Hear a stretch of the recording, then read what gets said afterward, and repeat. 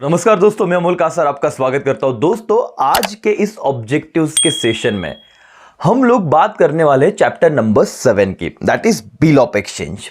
Yes, बहुत सारे बच्चों को इस पर्टिकुलर चैप्टर में एमसीक्यूज में बहुत दिक्कत है। और दूसरी बात, आपका ये चैप्टर हुआ है नहीं हुआ, डोंट वरी, मैं इतना बेसिक से ऑब्जेक्टिव्स आपको समझाने वाला हूं कि आप लोगों ने भले आपके क्लासेस में, कॉलेज में ये चैप्टर नहीं पढ़ा हो, बट मेरे लेक्चर देखने के बाद आपको सारे ऑब्जेक्टिव्स के आंसर आ जाएंगे।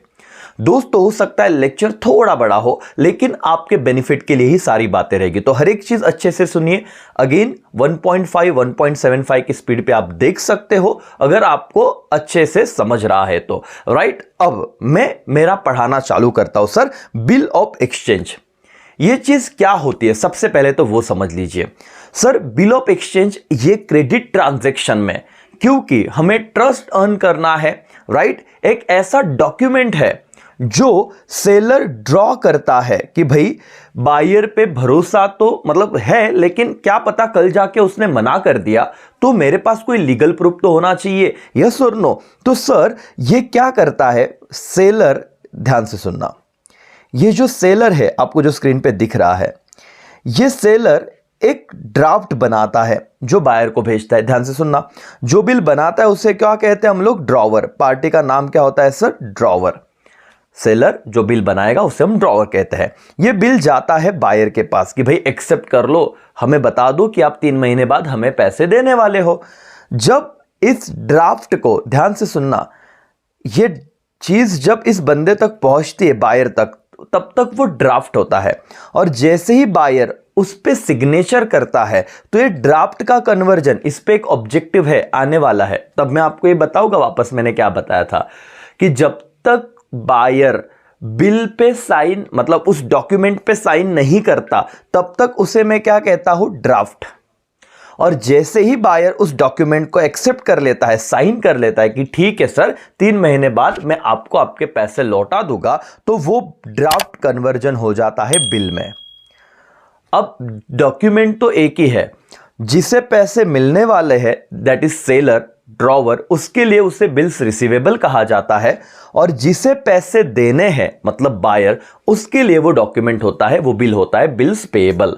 तो बिल्स रिसीवेबल, बिल्स पेएबल एक ही चीज के दो नाम है। जिसको पैसे मिलने वाले हैं उसके लिए वो बिल हो जाता है बिल्स रिसीवेबल, जिसको पैसे देने हैं उसके लिए बिल हो जाता है क्या? Bills payable. अब सर, ज्यादा गहराई में जाएंगे नहीं, जब मैं आपको सम से रिलेटेड पूरा चैप्टर लेके आऊंगा तब मैं आपको जरूर बताऊंगा क्या है। लेकिन बिल्स रिसीवेबल में 3 पार्टी होती है। पहला, जिसे जो बिल ड्रॉ करता है उसे ड्रॉवर कहा जाता है। दूसरा, जिस पे बिल ड्रॉ होता है उसे ड्रॉई कहा जाता है। और तीसरी पार्टी पेई होती है। क्या कहा मैंने सर? पेई। देखो यहां पे आपको नाम दिखेगा, पेई। पेई मतलब कौन सर? जिससे पैसा मिलता है। मैंने आंसर नहीं टिक किया, मैं सिर्फ बता रहा हूं आपको। एक पार्टी होती है ड्रॉवर, एक पार्टी होती है ड्रॉई, और एक पार्टी क्या होती है? पेई। पेई मतलब पैसा पे करने वाला नहीं दोस्तों, पेई मतलब जिसको पैसा मिलेगा। राइट, अगर मैं सेलर हूं, मुझे आपने ड्यू डेट पे पैसा दे दिया, तो ड्रॉवर का अगर पैसा मिलेगा तो आप उसे और एक क्या नाम बोल सकते हो? पेई। लेकिन बिल में हो सकता है पैसा किसी और को भी मिले। जैसे मैंने बायर को कहा, भाई तू मुझे 10,000 देने वाला था ना, मुझे ना देते हुए ये पैसा किसी XYZ पर्सन को दे, क्योंकि मुझे उसको पैसा देना था, तो मेरे बिहाफ पे तू उसे पैसा पे कर दे। तो जिसको भी पैसा ड्यू डेट पे मिलेगा उसे हम क्या कहते हैं? पेई कहते हैं। तो पेई मतलब पे करने वाला नहीं, जिसको पैसे मिलता है वो। एक थोड़ा मेरा 1-2 मिनट गया डिस्कशन में, लेकिन मोटे मोटे तौर पे बिल ऑफ एक्सचेंज एक क्रेडिट ट्रांजैक्शन में सर एक बिल है, राइट, जो जिसको मिलने वाला है उसके लिए वो बिल्स रिसीवेबल है, देने वाले के लिए पेएबल है। There are how many parties? 3 parties, drawer, drawee and what? Payee. ठीक है सर, अब एमसीक्यूज पे जाते हैं, डिस्कशन करते हैं। जैसे जैसे चीजें आएगी मैं आपको वो भी बताऊंगा कि कैसे आप ना वो नंबर ऑफ डेज कैलकुलेट करते हो। 3 डेज ऑफ ग्रेस क्या है, सारी चीजें। चलो ध्यान दो, पहले ऑब्जेक्टिव्स पे आ जाते हैं सर। एक और यहां इस चैप्टर में से बहुत सवाल आते हैं sir. Okay, the person on whom bill is draw, it is called dash dash. अब देखना, द पर्सन ऑन हुम जिस पे बिल ड्रॉ किया गया है। जिसने बिल ड्रॉ किया ऐसे नहीं बोला, देखो यहां पे अंडरलाइन में कर रहा हूं, ऑन हुम। ऑन हुम मतलब जिस पे बिल ड्रॉ किया गया है उसे मैं क्या कहूंगा, चलो ये देखो, ये क्या था, सेलर। सेलर ने बिल किस पे ड्रॉ किया है, बायर पे। और मैंने कहा था जो सेलर है उसे हम क्या कहते हैं, ड्रॉवर। और जिस पे बिल ड्रॉ होता है उसे हम क्या कहते हैं, ड्रॉई। तो इसीलिए the person on whom bill is draw, इसे क्या कहा जाता है सर, आंसर लिखिए सर, आपका आंसर होगा ए, ड्रॉई। समझा? वापस ऑन हुम, ये इंग्लिश ये पढ़ना बहुत जरूरी था। जो बिल बनाता है उसे ड्रॉवर कहते हैं, लेकिन जिस पे बिल बनता है उसे क्या कहते हैं, drawee. Yes sir, done. Before acceptance bill is called dash dash. देखो आपने जो 2 मिनट ध्यान दिया ना, देखो मैंने क्या कहा कि सेलर ने जब बिल भेजा था उसने एक्सेप्ट नहीं किया, तो बिफोर एक्सेप्टेंस वो बिल क्या था, एक ड्राफ्ट था। लेकिन जैसे वो एक्सेप्ट हुआ, वो एक डॉक्यूमेंट जो ड्राफ्ट था जैसे साइन हुआ तो उसका कन्वर्जन किस में हो गया, बिल में। और आपको एमसीक्यूज क्या पूछा गया है, देखो before acceptance the bill is called what, draft. See आपका आंसर है।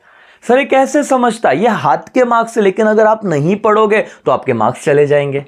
बोले यस और नो। तो दोस्तों ये समझना बहुत जरूरी है। आप लोगों को ऐसी छोटी छोटी बातों पे ध्यान देना बहुत ज्यादा इंपॉर्टेंट है सर। तो दोनों एमसीक्यूज बिना रटे समझे, जिस पे बिल ड्रॉ किया जाता है, जिस पे बोला मैंने, जिसने नहीं, जिस पे बिल ड्रॉ किया जाता है, ड्रॉई। बिफोर एक्सेप्टेंस बिल को हम क्या कहते हैं, ड्राफ्ट। आगे जाते हैं। When the due date of bill fall due on public holiday the payment must be made on what, preceding day. Preceding मतलब एक दिन पहले सर। अब ये क्या कंसेप्ट है, बिल ऑफ एक्सचेंज में ऐसे होता है कि मैंने कहा था कि 3 महीने बाद मुझे पैसे दे देना, और उसमें मैं 3 दिन ऐड करता हूं, एडिशन, कि भाई चलो एक दिन आगे पीछे हो जाता है तो बिल ऑफ एक्सचेंज के हिसाब से ग्रेस डेज उसे कहा जाता है। कितने दिन होते हैं, 3 डेज। मतलब अगर मेरा 12 अगस्त को 3 महीना कंप्लीट होता है, फॉर एग्जांपल मैंने 3 महीने का टाइम दिया था और 12 अगस्त को कंप्लीट होता है, तो मैं 3 दिन ग्रेस देता हूं। तो 15 अगस्त को ड्यू डेट आया, लेकिन 15 अगस्त को कुछ डेट्स में बताऊंगा आगे जाके।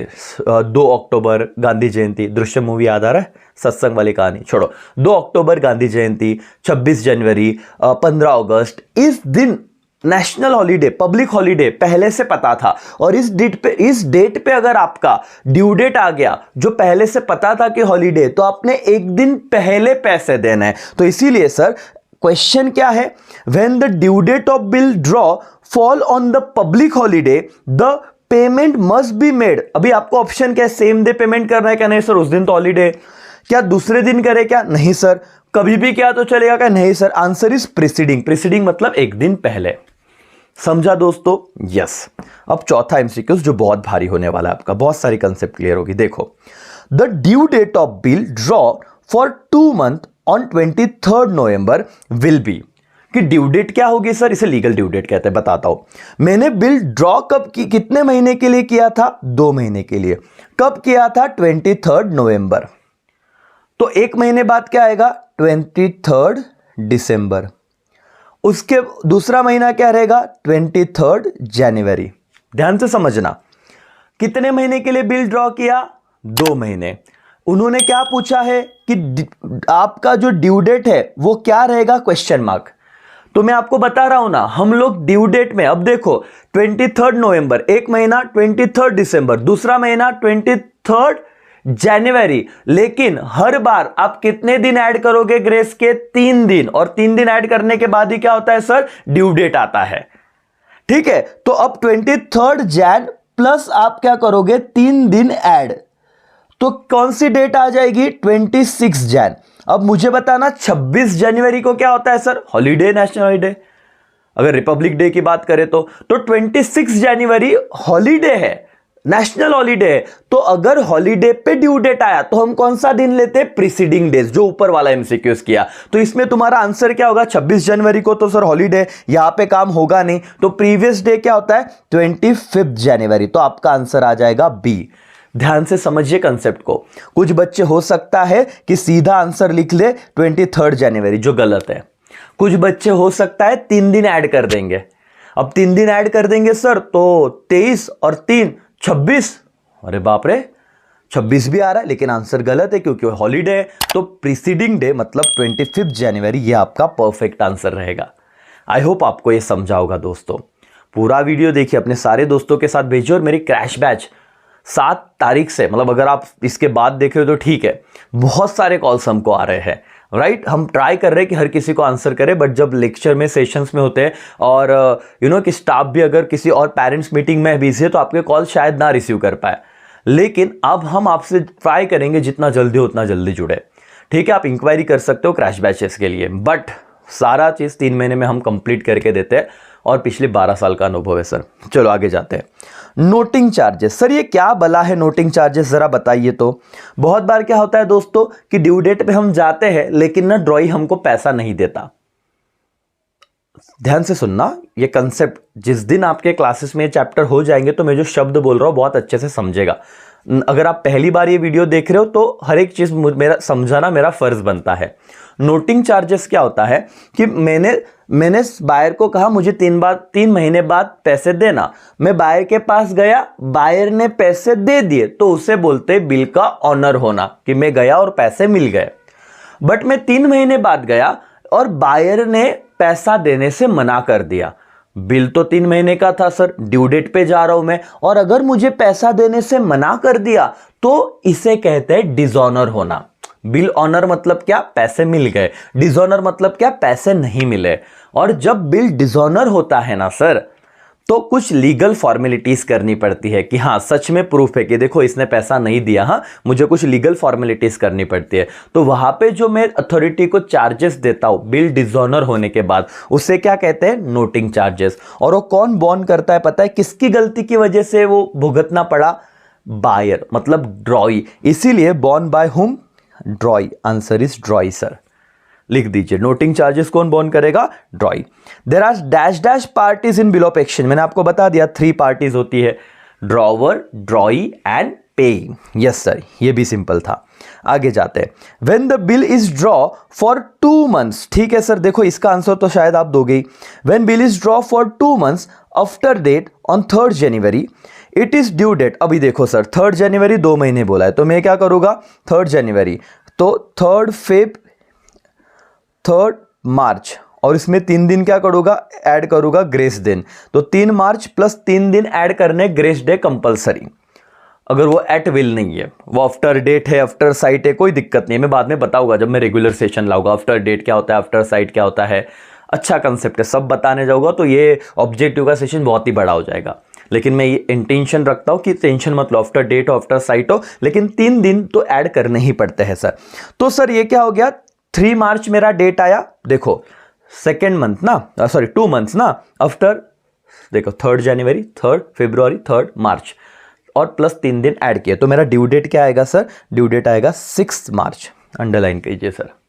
ओके, नोटरी पब्लिक, ये कौन होता है सर, जो नोटिंग चार्जेस हम जिसको देते हैं ना, it is government officer. Underline करो, notary public is government officer, ठीक है। व्हेन एक्सेप्टर और drawee does not pay the amount of bill to the holder on the due date, it is non age, मैंने अभी यह concept आपको बता दिया था कि मैं बायर के पास गया, बोला भाई पैसे देना, उसने बिल तो एक्सेप्ट किया था बट उसने पैसे नहीं दिए, तो उसको क्या बोलते हैं, उस बिल को डिसऑनर। देखो डिसऑनरिंग दिया है। व्हेन द एक्सेप्टर या फिर drawee does not pay amount of bill to the holder of bill, मतलब मुझे नहीं दिया पैसा, तो उसे क्या कहेंगे, डिसऑनरिंग कहेंगे, ठीक है। The person who accept the bill, बोलो तो उसे क्या कहेंगे sir, the person who accept the bill, उसके लिए बिल क्या होगा, देखो ये मैंने यहां पे बताया था, इसलिए मैंने ये सारी चीजें बताई। सेलर ने बिल दिया था, एक्सेप्ट किसने किया, बायर ने, तो बायर को पैसा देना है ना, इसीलिए बायर के लिए वो क्या हो जाएगा, बिल्स पेएबल, और सेलर के लिए क्या हो जाएगा, बिल्स रिसीवेबल। बट एक्सेप्ट किसने किया है सर, एक्सेप्ट किया हुआ है बायर ने, और बायर के लिए वो क्या रहेगा, जो बिल एक्सेप्ट करता है उसके लिए बिल्स पेएबल होता है, क्योंकि उसे पैसे देने हैं। एंड दैट्स व्हाई आपका आंसर देखो क्या आया, a person who accept the bill, उसे हम क्या कहते हैं, उसे हम कहते हैं, उसके लिए वो बिल होता है बिल्स पेएबल। दैट्स इट, खत्म सर। 10 MCQs इंपॉर्टेंट थे, और आई होप मतलब आपको अभी जितना समझा बहुत अच्छी बात है। शायद आपके कॉलेजेस में जब ये चैप्टर हो जाएगा, या फिर मैं ट्राई करूंगा कि मैं आपके लिए वो चैप्टर ना शायद लेके आऊं, आपको मजा आ जाएगा सर। मतलब आप बोलोगे यार सर क्या वाओ वाओ इफेक्ट होगा, क्या आपको समझ के करोगे तो चीजें दिक्कत में नहीं जाएगी। और रटना थोड़ी पड़ेंगे, 5 मार्क्स 20 मार्क के ऑब्जेक्टिव का सवाल है सर, आपको टेंशन आएगा नहीं, डोंट वरी, सब चीजें बहुत अच्छे से कवर करेंगे। सर 10 MCQs तो मैंने खत्म कर दिए, अब सर आगे भी जाना है, ठीक है। अब बिल ऑफ एक्सचेंज, या फिर मैं एक काम करता हूं, मुझे ना आपको ये वाले कंसेप्ट भी बताना है कि बहुत बार ये तो मंथ में आ गया तो कैलकुलेशन बहुत सिंपल था ड्यू डेट का, लेकिन जब मंथ में नहीं चीजें आती, डेज में पूछते कि 30 दिन के लिए बिल ड्रॉ किया, तो आपको वो कैसे निकालना है। ये इमेज देखो, ये क्या है पता है, आप देखो यहां पे जो देख रहे हो ना, आप अपनी मुट्ठी ऐसे कर लो, जहां पे भी आप यहां से कैलकुलेट करना चालू करने का, देखो यहां पे दूसरा कलर लेता हूं, ये देखो ये यहां पे ना 31 डे होता है, बीच में 28 दिन आएगा। अब फेब्रुआरी में देखो 2 फरवरी मंथ, मतलब दो कैलकुलेशन है, एक तो 28 दिन आते हैं फेब्रुआरी में, नहीं तो कितने आते हैं 29 डेज। लेकिन हमारी एग्जाम 2022 में तो लीप ईयर नहीं है, वो लीप ईयर में ही 29 डेज आते हैं। तुम्हारी एग्जाम लकीली मतलब 22-23 हर 4 साल में लीप ईयर आता है, तो 2022 में नॉर्मल फरवरी में 28 दिन ही आने वाले, इतना ध्यान में रखो। कितने दिन आएंगे 28 डेज, तो 29 तुम भूल जाओ। अगर सर लीप ईयर क्या होते हैं आप बताओगे क्या, यस हर 4 साल, और 12, 16, 20, 24, 28, 32, मतलब जो 4 से इक्वल डिवाइड हो सकते हैं ना, इक्वली मतलब इजीली डिवाइड हो जाएगा सपोज, उसे लीप ईयर कहता है।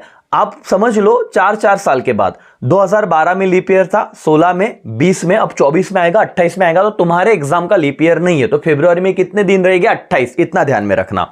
सर और मैडम जनवरी को कितने दिन है, ऐसे मुट्ठी कर लो 31, फरवरी बीच में 28, फिर फरवरी को 28 है, बाकी जो बीच में आएगा उसके 3 दिन, और जो यहां पे आ गया कहां पे सर ऊपर, उस पे 31 डेज ही रहेगा। जनवरी 31 डेज, फरवरी 28, मार्च कहां पे आया ऊपर 31, अप्रैल कहां पे आया बीच में 30 डेज, मई कहां पे आया ऊपर 31, जून किधर आया बीच में, कितना हो गया 30 डेज, जुलाई किधर आया सर इस ऊपर आया पहाड़ पे, समझ लो ये यहां पे आया तो 31 डेज। अब इधर से वापस कैलकुलेट पीछे जाने का, जून खत्म उधर ही बोलो, जुलाई ऊपर ही, तो जुलाई जुलाई खत्म उधर ही, अगस्त 31 डेज, रिवर्स जाओ, सितंबर बीच में आता 30 डेज, अक्टूबर पहाड़ पे आ गया 31 डेज, नवंबर 30 डेज, दिसंबर 31 डेज। ये कैलकुलेशन करना बहुत सिंपल है, जब डेज में बातें आती है तो कैसे कैलकुलेट करना है मैं तुमको समझाऊंगा, डोंट वरी। ये नेक्स्ट वीडियो में मैं आगे के एमसीक्यूज भी डिस्कस करूंगा, धीरे धीरे जाते, इसके लिए 2 पार्ट में लेके आऊंगा बीओई के लिए। लेकिन आई होप तुमको ये टेक्निक पता थी, नहीं पता थी तो मैं वापस बताऊंगा। नंबर ऑफ डेज ये क्या है ये तुमको नहीं समझा रहेगा, लेकिन मुझे धीरे धीरे आपको सब समझाना है, ठीक है। 10 एमसीक्यूज किए, इस लेक्चर में यहीं पे रुकते हैं। ये क्या बला है सर ये वाली, ये आपको एग्जाम्पल के साथ में बताऊंगा कि आपको कहा जाएगा कि 48 डेज के लिए बिल ड्रॉ किया 20 तारीख को, बताइए मैच्योरिटी ड्यू डेट क्या आएगी, तो आपको फिर वो पूरा काउंट करना। और मैं जो टेक्निक दूंगा ना, ये दिन तो गिन लीजिए, मैं एक टेक्निक दूंगा जिससे आपका आंसर गलत हो ही नहीं सकता, ठीक है दोस्तों। आई होप आपको वीडियो पसंद है, अपने सारे दोस्तों के साथ शेयर कीजिए, लाइक कीजिए, सब्सक्राइब कीजिए और अपना ख्याल रखिए। बाय बाय, टेक केयर, जय हिंद।